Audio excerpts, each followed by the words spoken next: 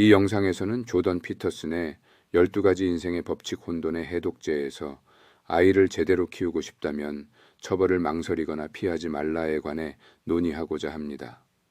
공항에서 4살배기 아이가 시끄럽게 소리를 지르는 경우를 생각해 봅시다. 부모는 이를 제지하지 않았고 이는 아이에게 잘못된 행동을 가르치는 결과를 초래합니다. 또 다른 사례로 한 남자아이가 여동생을 유리탁자 위로 밀쳤을 때 어머니는 아들을 제대로 꾸짖지 않고 칭찬하듯 등을 토닥였습니다. 이러한 상황은 남아 선호와 관련된 문화적, 심리적, 생물학적 요인과 연결될 수 있습니다. 이처럼 부모는 아이에게 올바른 행동과 한계를 가르쳐야 하며 아이가 사회에서 바람직한 행동을 할 수 있도록 지도해야 한다는 점을 강조합니다. 가정에서 일상적인 문제로 고통받는 사람들이 많습니다. 특히 부모와 자녀 간의 갈등은 사소해 보일지 모르지만 매일 반복되면 큰 스트레스로 다가옵니다. 예를 들어 아들을 재우느라 매일 밤 45분씩 씨름하는 아버지가 있었습니다. 이를 계산해 보니 매년 240시간, 즉 1.5개월을 낭비하는 셈이었습니다. 이러한 갈등은 아버지와 아들 모두에게 큰 고통을 주며 관계를 악화시킵니다. 일부 사람들은 이러한 문제의 원인을 부모나 사회에 돌리며 나쁜 아이는 없다, 나쁜 부모만 있을 뿐이다 라는 말을 합니다. 그러나 이는 지나치게 단순한 생각입니다. 까다로운 아이들도 있으며 이런 부모들을 무조건 비난하는 것은 옳지 않습니다. 또한 사회를 부패의 원인으로 보는 시각도 문제가 있습니다. 사회개혁이 개인의 문제를 해결할 수 있다고 믿지만 이는 더 큰 불안정을 초래할 수 있습니다. 사회는 오랜 시간에 걸쳐 체계화된 복잡한 구조를 가지고 있으며 검증되지 않은 이론으로 사회를 개혁하려는 시도는 위험할 수 있습니다. 예를 들어 1960년대 이혼법 완화는 많은 문제를 야기했습니다. 이처럼 전통과 질서를 무시하고 급진적인 변화를 추구하는 것은 재앙을 초래할 수 있습니다. 현재 부모 세대는 이러한 역사적 배경 속에서 자녀 세대를 이해하는 데 어려움을 겪고 있습니다.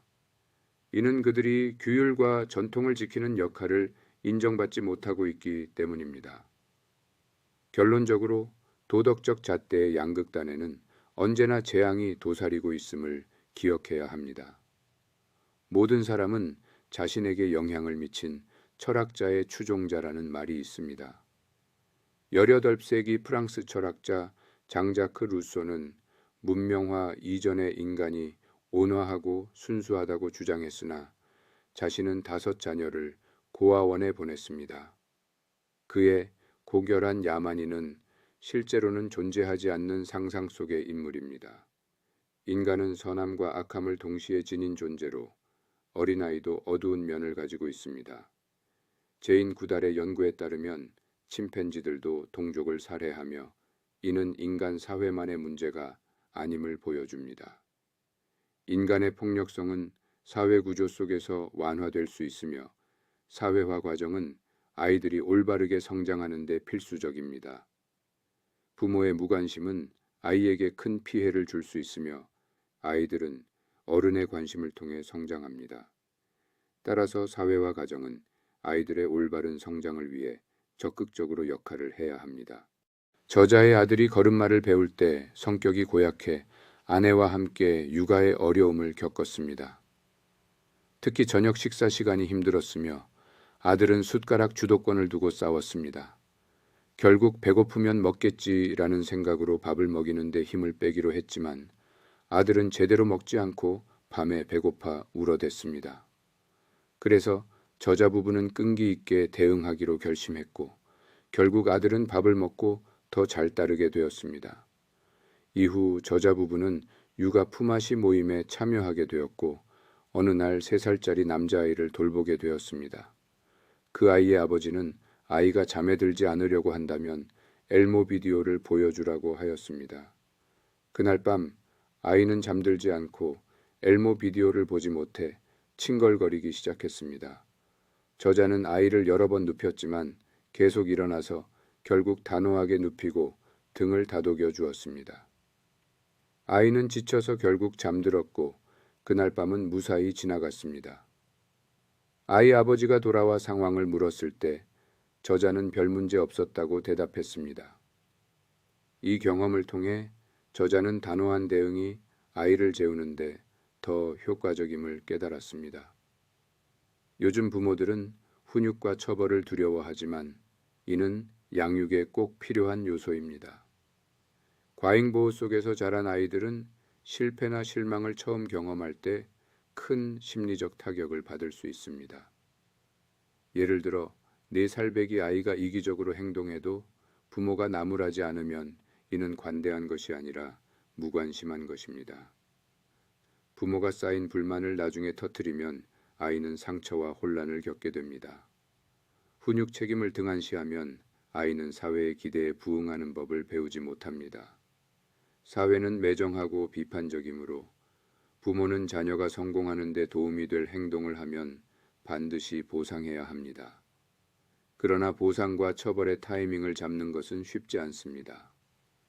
5살까지 올바로 행동하는 법을 배우지 못하면 평생 친구 사귀는데 어려움을 겪을 수 있습니다.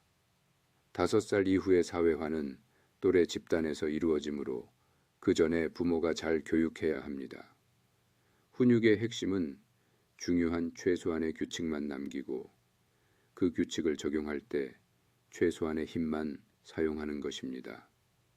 중요한 규칙은 다른 사람을 해치지 않고 예절을 지키며 나누고 공유하는 것 등을 포함합니다. 이러한 규칙을 통해 아이는 어디서나 환영받을 수 있습니다. 또한 아이가 훈육에 어떻게 반응하는지 관찰하여 최소한의 간섭으로 효과적으로 개입해야 합니다. 잘못된 행동에 대한 처벌은 나이와 상황에 맞게 조정되어야 합니다. 타임아웃은 매우 효과적인 방법으로 아이가 스스로 분노를 억누르고 이겨낼 수 있게 합니다. 만약 다른 방법이 실패한다면 체벌도 고려해야 합니다. 그러나 이는 마지막 수단으로 사용해야 하며 책임 있는 부모의 역할을 다해야 합니다. 훈육을 포기하지 않고 지속적으로 노력하는 것이 중요합니다. 올바른 훈육 원칙은 5가지로 요약할 수 있습니다. 첫째, 중요한 최소한의 규칙만 남겨라는 아이들에게 너무 많은 규칙을 적용하지 않고 중요한 것만 강조하는 것입니다. 둘째, 그 규칙을 적용할 때 최소한의 힘만 사용하라는 과도한 힘을 사용하지 않고 자연스럽게 따를 수 있게 하는 것입니다. 셋째, 부모가 함께 노력해야 한다는 육아는 혼자 하기 힘들기 때문에 부모가 협력해야 한다는 것입니다.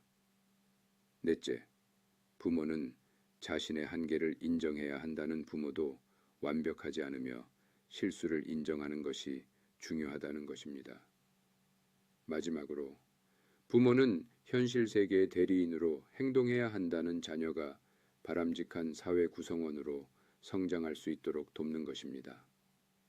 이러한 원칙을 지키는 것은 아이의 건강한 성장을 돕는 데 매우 중요합니다. 사회화 교육을 잘 받은 4살짜리 아이는 예의 바르고 다른 아이들과 잘 지내며 어른들에게 칭찬받습니다. 이러한 아이의 성장은 부모의 양육보다는 주변 사람들의 격려가 더 큰 역할을 합니다. 자녀의 장단점을 배우자와 솔직하게 상의하고 아이에게 싫은 면이 있어도 죄책감을 가질 필요는 없습니다. 부모는 자녀의 올바른 행동을 교육하고 실수에 대해 책임져야 합니다. 어른이라도 잘못을 했으면 사과하고 더 나은 방법을 찾아야 합니다. 자녀에게 바람직한 것과 그렇지 않은 것을 분명히 알려주어야 합니다. 명확한 규칙과 적절한 훈육은 가정과 사회의 질서를 유지하는 데 도움이 됩니다. 헌신적이고 용기 있는 부모가 줄 수 있는 가장 큰 선물은 올바른 훈육입니다. 아이를 제대로 키우고 싶다면 처벌을 망설이거나 피하지 말아야 합니다.